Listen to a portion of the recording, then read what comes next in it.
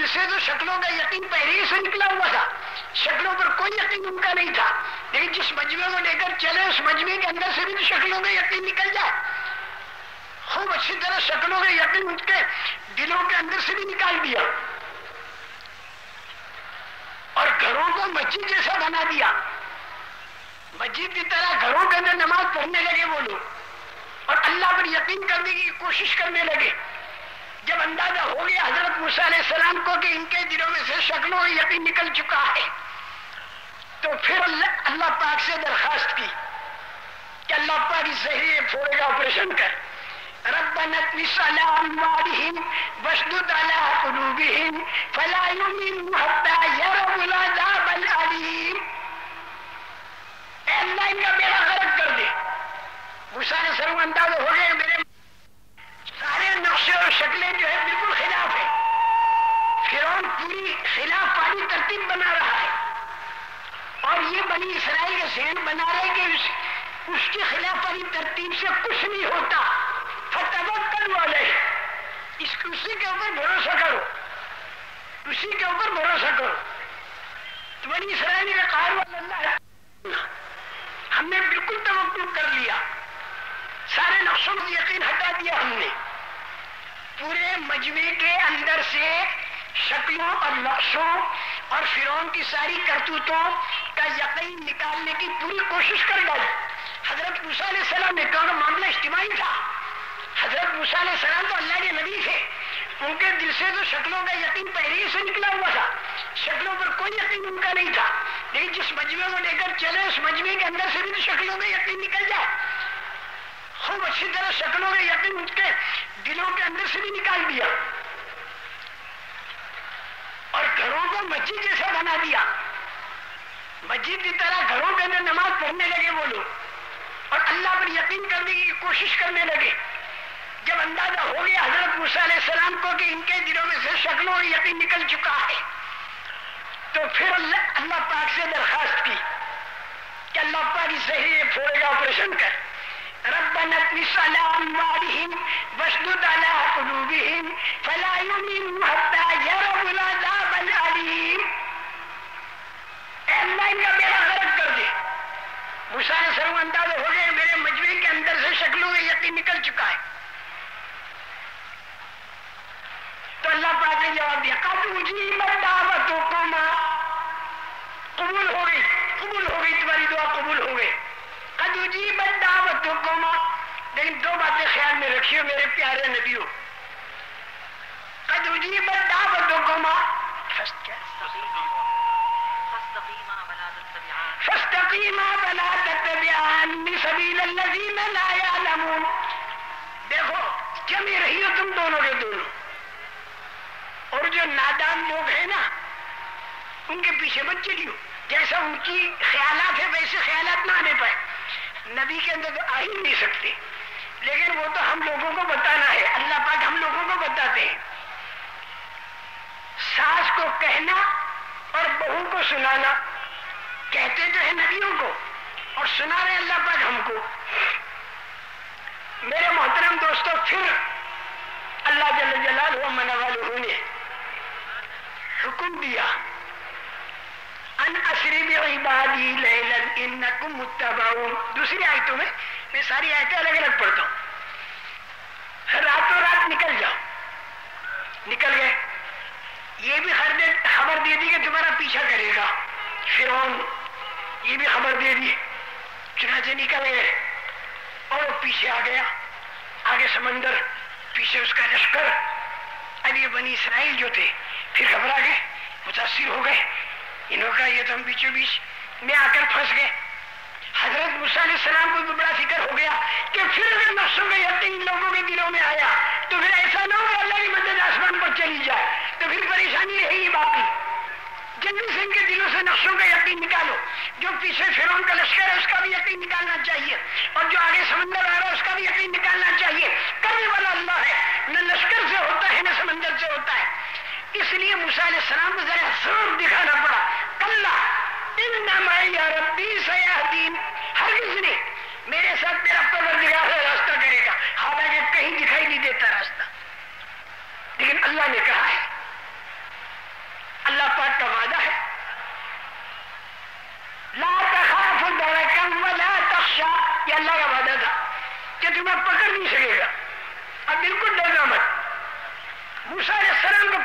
یقین تھا.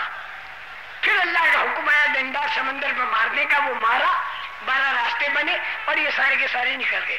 یہ بات خوب ذہن کے اندر رکھے کہ اللہ کا حکم چھوٹا، نبی کا طریقہ چھوٹا تو اللہ کی مدد زمین پر آئی ہوئی کہیں آسمان پر واپس نہ چلی جائے.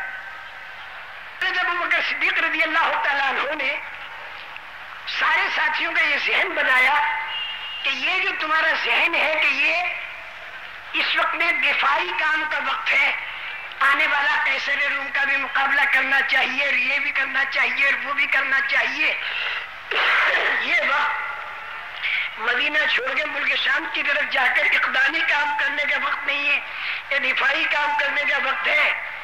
لیکن حضرت ابوبکر صدیق رضی اللہ تعالیٰ عنہ نے فرمایا دفاعی اقدامی کو تو ہم کچھ جانتے نہیں، ہم تو یہ جانتے ہیں کہ نبی کی بات پوری ہو گئی تو مدد اللہ کی آئے گی تو کامیاب ہوں گے، اور نبی پاک صلی اللہ علیہ وسلم کی بات چھوٹ گئی تو مدد اللہ کی اٹھ گئی تو پھر ہم کچھ نہیں کر سکیں گے.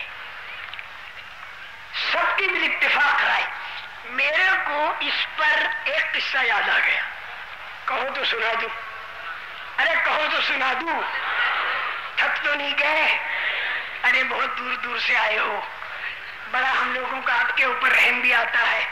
نہ معلوم کہاں کہاں سے کیسے کیسے آئے ہو، اور نہ معلوم کتنے خوشحال گھرانے کے لوگ اس کے اندر آئے ہوں گے، اور نہ معلوم راستے میں کتنی دھول ان پر پڑی ہوگی، اور نہ معلوم اس وقت ان کو بھوک بھی لگ رہی ہوگی، کھانا کسی نے نہیں کھایا ہوگا. یہ ہم سب جانتے ہیں. لیکن یہ بھی جانتے ہیں کہ کچھ تعلق ہے اللہ کا جبھی آئے ہو، اور اس کے لیے جو تکلیف آئے گی اندازہ ہمارا یہ کہ خوشی سے ہی برداشت کرتے ہو، اور یہ برداشت کرنے کا بدلہ اللہ ہی دے گا. اور پہلا بدلہ اللہ یہ دے گا، صبر کا مادہ تمہیں دے گا، اور صبر کا مادہ آیا تو اللہ ساتھ ہو جائیں گے. ان اللہ مع الصابرین. بیرونی ملکوں کے چند آدمی ہوائی جہاز سے اڑ کر ہمارے ہاں نظام الدین میں بنگلے والی مسجد تشریف لائے. بڑے اہم پرانے کام کرنے والے. اور انہوں نے جب وہ آئے تو مجھے خبر ملی، میں فوراً ان سے ملا. وہ کہ صرف 1-2 دن کے لیے آئے ہیں اور حضرت جی دامت برکاتہم سے ایک بات پوچھنے کے لیے آئے. ہمیں ایک بات پوچھنی ہے اور حضرت جی سے جواب لے کر ہم چلے جائیں گے. ہمیں اور کوئی کام یہاں پر آنے کا نہیں. ہم نے ان سے عرض کیا کہ حضرت آرام فرما رہے ہیں، بیماری میں ہے، بعض مرتبہ رات کو نیند نہیں آتی، بعض مرتبہ کیا ہوتا ہے، تو وہ اٹھیں گے، لیکن پہلے ہمیں سنا دو کہ تمہیں کیا پوچھنا ہے. تو انہوں نے سنایا. یوں کہا کہ جماعتیں ہمارے ملکوں میں آتی ہیں اور کام کی ترتیب ہم کو بتاتی ہے.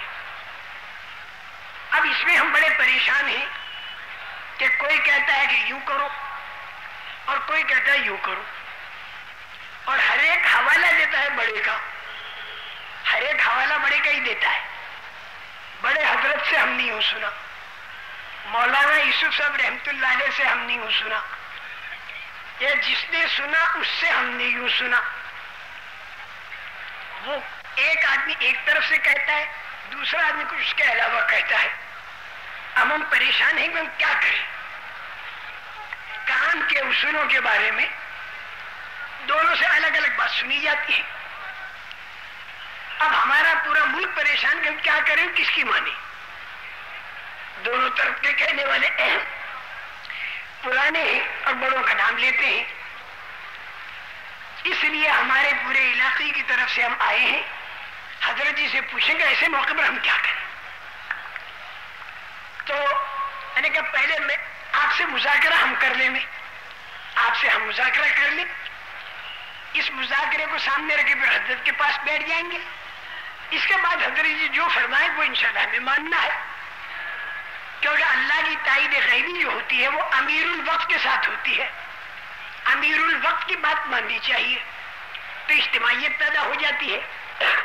حضرت عثمان رضی اللہ تعالیٰ عنہ کے زمانے میں اور حضرت علی رضی اللہ تعالیٰ عنہ کے زمانے میں جو بہت الجھنیں اور پریشانیاں آئیں جو جاننے والے حضرات جانتے ہیں، اور جو بیچارہ سیدھا مجمع نہیں جانتا انہیں جنوانا میں اچھا ہے وہ نہ جانے۔ اس کی دو وجہ، دور عثمانی اور دور علوی کے اندر جو کئی لائن کی پریشانیاں آئیں جو آپ حضرات کے سامنے ہیں، اس کی دو وجہ زیادہ تر۔ ایک تو یہ کام کرنے والوں کے اندر آپس میں جوڑ نہیں تھا، دوسرے کے کام کرنے والوں کا اپنے بڑوں سے جوڑ نہیں تھا، اس کی وجہ سے ساری پریشانی آئی۔ اور کام کرنے والے جو تھے رسول کریم صلی اللہ علیہ وسلم کے صحبت یافتہ، وہ دور صدیقی اور دور فاروقی میں بہت سے اللہ کو پیارے ہو گئے۔ حضرت عمر رضی اللہ عنہ کے زمانے میں جو طاعون امواس بہت مشہور تھا، طاعون امواس، اس کے اندر 30,000 کی مقدار شہید ہو گئی طاعون امواس کے اندر۔ بھائی دیکھو ایک بات میں سنا دوں آپ کو، یہ جو مصیبتیں اور بلائیں آتی ہیں ذرا خوب یاد رکھنا، یہ مشقتیں اور تکلیفیں جو آتی ہیں دنیا میں، یہ بھلوں پر بھی آتی ہے بروں پر بھی آتی ہے، اور نعمتیں دنیا کے اندر جو آتی ہیں یہ بھلوں پر بھی آتی ہے بروں پر بھی آتی ہے، کیونکہ دنیا امتحان کی جگہ ہے، دنیا امتحان کی جگہ ہے، اور امتحان 3 مرتبہ ہوگا، ایک تو دنیا میں ہوگا، ایک قبر میں ہوگا، اور ایک آخرت میں ہوگا قیامت میں۔ دنیا کے امتحان میں 2 باتیں، قبر کے امتحان میں 3 باتیں، اور قیامت کے امتحان میں 5 باتیں، موٹی موٹی بات۔ میں نے بھی حضرت جی دامت برکاتہ میں پوچھا، حضرت مجھے بتائیے میں بیان کیا کروں؟ تو حضرت وہاں بالکل سیدھا سادہ اپنا جو کام ہے اس کے بارے میں بیان کرو، زیادہ گہرائیوں میں ہمیں نہیں جانا، اس کو یوں کرو پھر اس کو یوں کرو پھر اس کو یوں کرو پھر اس کو یوں کرو، سارا مجمع الجھ کے رہ جائے گا، کچھ بھی پلے نہیں پڑے گا۔ اس لیے اپنے سیدھی سادھی بات کرو تو ذہن میں رہے گی۔ دنیا کے اندر امتحان آتا ہے 2 طرح، قبر کے اندر امتحان آتا ہے 3 طرح، قیامت میں امتحان آتا ہے 5 طرح۔ دنیا کا امتحان انسان پر جو آتا ہے یا تو تکلیفیں ڈال کر اور یا نعمتیں دے کر، قبر کے اندر جو امتحان آتا ہے یا تو 3 باتیں وہاں فرشتے پوچھیں گے، تیرا رب کون ہے، تیرا دین کیا ہے، اور رسول کریم صلی اللہ علیہ وسلم کا چہرے انور دکھا کر یہ پوچھا جائے گا کہ یہ شخصیت کون ہے جس نے کہہ دیا میرا رب اللہ ہے، میرا دین اسلام ہے، یعنی اللہ کے حکموں کے سامنے گردن کا جھکا دینا، جی چاہے چاہے جی نہ چاہے۔ اور یہ حضرت محمد صلی اللہ علیہ وسلم اللہ کے سچے رسول ہیں۔ بس 3 باتوں کا جواب ہو گیا تو بیڑا پار، قبر بالکل کھل جائے گی، جنت کے کپڑے پہنا دیے جائیں گے، جنت کے بچھونے بچھا دیے جائیں گے، جنت کی کھڑکی کھول دی جائے گی اور کہہ دیا جائے گا نم کا نومت العروس، دلہن کی طرح تو سو جا، اور آرام سے قبر کے اندر سوئے گا۔ دن میں 2 مرتبہ اسے جگایا جائے گا صبح شام، اور بتائی جائے گی اس کی جنت، تو وہ ان کہے گا رب اقیم الساعہ، اللہ پاک کی قیامت جلدی قائم کر دے تاکہ جو جنت دکھائی دے رہی اس میں ہم داخل ہو جائیں۔ یہ قبر کے 3 امتحان، کامیاب ہونے والا تو ایسا ہوگا۔ اور دنیا کے جو 2 امتحان ہیں، نعمتوں والا اور تکلیفوں والا، جو آدمی سیدھے راستے پر ہوگا وہ نعمتوں والے امتحان کے اندر اللہ کا شکر کرے گا، اور تکلیفوں والے امتحان کے اندر صبر کرے گا۔ یاد رکھو، نعمتوں میں شکر کیا، تکلیفوں میں صبر کیا تو یہ آدمی سیدھے راستے پر ہے۔